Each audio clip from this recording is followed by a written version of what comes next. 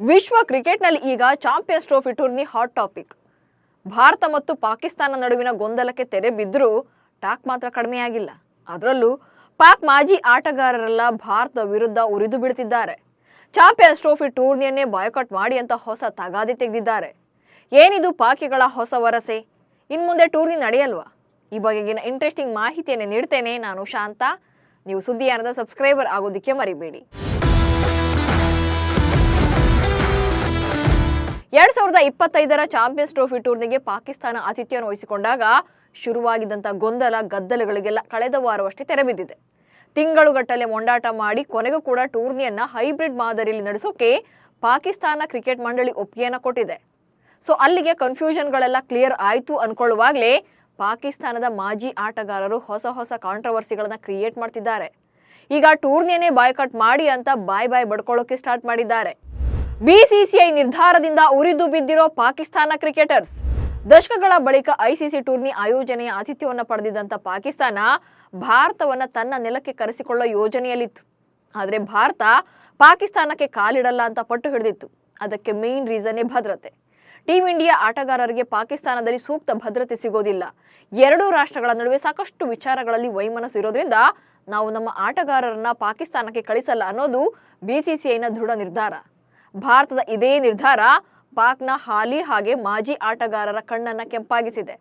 ಇದೇ ವಿಚಾರವನ್ನ ಮುಂದಿಟ್ಕೊಂಡು ಪಾಕಿಸ್ತಾನ ಕ್ರಿಕೆಟ್ ತಂಡದ ಮಾಜಿ ನಾಯಕ ಹಾಗೆ ಮಾಜಿ ಕೋಚ್ ರಶೀದ್ ಲತೀಫ್ ಅವರು ಹೊಸ ಖ್ಯಾತಿ ತೆಗೆದಿದ್ದಾರೆ.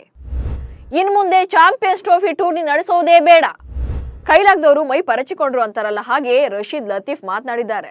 ಭಾರತೀಯ ಕ್ರಿಕೆಟ್ ನಿಯಂತ್ರಣ ಮಂಡಳಿ ಮುಂದಿನ ಹೆಜ್ಜೆ ಇಡೋ ಮೊದಲೇ ಪಾಕಿಸ್ತಾನ ಚಾಂಪಿಯನ್ಸ್ ಟ್ರೋಫಿಯನ್ನ ಬಾಯ್ಕಾಟ್ ಮಾಡಬೇಕು ಎಂದಿದ್ದಾರೆ. ಇನ್ಮುಂದೆ ಚಾಂಪಿಯನ್ಸ್ ಟ್ರೋಫಿ ನಡೆಯಬಾರದು ಎಂದಿದ್ದಾರೆ. ಅಲ್ಲದೆ ಚಾಂಪಿಯನ್ಸ್ ಟ್ರೋಫಿ ವಿಚಾರದಲ್ಲಿ ನಮ್ಮನ್ನ ಬಲಿಪಶುಗಳಾಗಿ ಮಾಡ್ತಾ ಇದ್ದಾರೆ ಅಂತ ತಮ್ಮ ಅಸಮಾಧಾನವನ್ನು ಹೊರಹಾಕಿದ್ದಾರೆ. Pakistan cricket board, Afghanistan cricket board ಆಗಿರಲಿ ಅಥವಾ ಐಸಿಸಿಎ ಆಗಿರಲಿ, ಬಿಸಿಸಿಐ ಎದುರು ಫೈಟ್ ಮಾಡೋಕೆ ಸಾಧ್ಯನೇ ಇಲ್ಲ.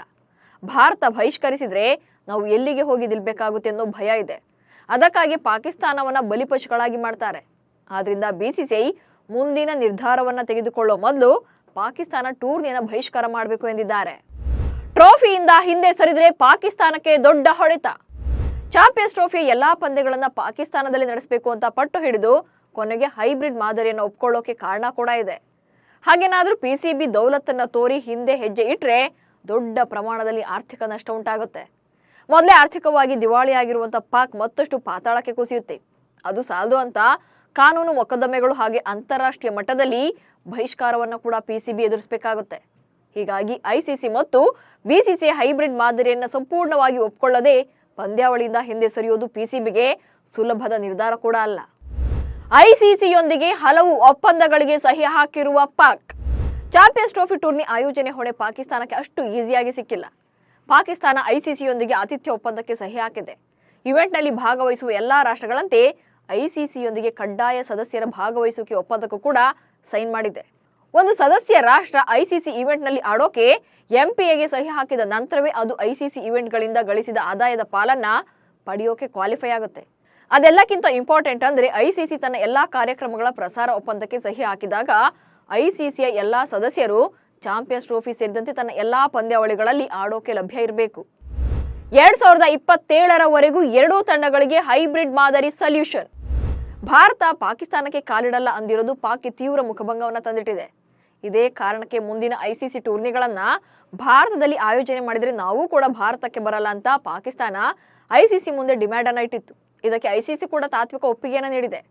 2027ರವರೆಗೆ ಬಹುಪಕ್ಷೀಯ ಸ್ಪರ್ಧೆಗಳಲ್ಲಿ ಇದೇ ರೀತಿಯ ವ್ಯವಸ್ಥೆಗೆ ಐಸಿಸಿಐ ಒಪ್ಕೊಂಡಿದೆ. ಈ ಒಪ್ಪಂದದ ಪ್ರಕಾರ 2027ರ ತನಕ ಪಾಕಿಸ್ತಾನ ಐಸಿಸಿ ಟೂರ್ನಿಗಳಿಗಾಗಿ ಭಾರತಕ್ಕೆ ಪ್ರಯಾಣ ಮಾಡೋದಿಲ್ಲ. ಅದು ಕಡ್ಡಾಯ ಕೂಡ ಆಗಿರೋದಿಲ್ಲ. ಪ್ರಸಾರ ಒಪ್ಪಂದದ ಭಾಗವಾಗಿ ಎಲ್ಲ ಐಸಿಸಿ ಪಂದ್ಯಾವಳಿಗಳಲ್ಲಿ ಕನಿಷ್ಠ ಒಂದು ಭಾರತ ಪಾಕಿಸ್ತಾನ ಪಂದ್ಯವನ್ನು ನಿಗದಿಪಡಿಸಲೇಬೇಕು. ಎಲ್ಲ ದೇಶಗಳನ್ನು ಒಳಗೊಂಡ ಎಲ್ಲಾ ಪಂದ್ಯಗಳ ಮೌಲ್ಯವನ್ನ ಲೆಕ್ಕ ಹಾಕಿದ ನಂತರವೇ ಪ್ರಸಾರಕರು ಐಸಿಸಿಯೊಂದಿಗೆ ದೀರ್ಘಕಾಲೀನ ಒಪ್ಪಂದಕ್ಕಾಗಿ ಅಂದಾಜು ಬಿಡ್ ಮಾಡಿರಬೇಕು. ಸದ್ಯ ಪಾಕಿಸ್ತಾನ ಟೂರ್ನಿ ಆಯೋಜನೆಗೆ ಸಕಲ ಸಿದ್ಧತೆಗಳನ್ನು ಕೂಡ ಮಾಡಿಕೊಂಡಿದ್ದು ಶೆಡ್ಯೂಲ್ ಕೂಡ ಫಿಕ್ಸ್ ಮಾಡಿಕೊಂಡಿದೆ. 2025ರ ಫೆಬ್ರವರಿ ಮತ್ತು ಮಾರ್ಚ್ ತಿಂಗಳುಗಳಲ್ಲಿ ನಡೆಯಲಿರುವಂತಹ ಚಾಂಪಿಯನ್ಸ್ ಟ್ರೋಫಿ ಟೂರ್ನಿಗೆ ಶೀಘ್ರದಲ್ಲೇ ಅಧಿಕೃತ ವೇಳಾಪಟ್ಟಿ ರಿಲೀಸ್ ಆಗಲಿದೆ.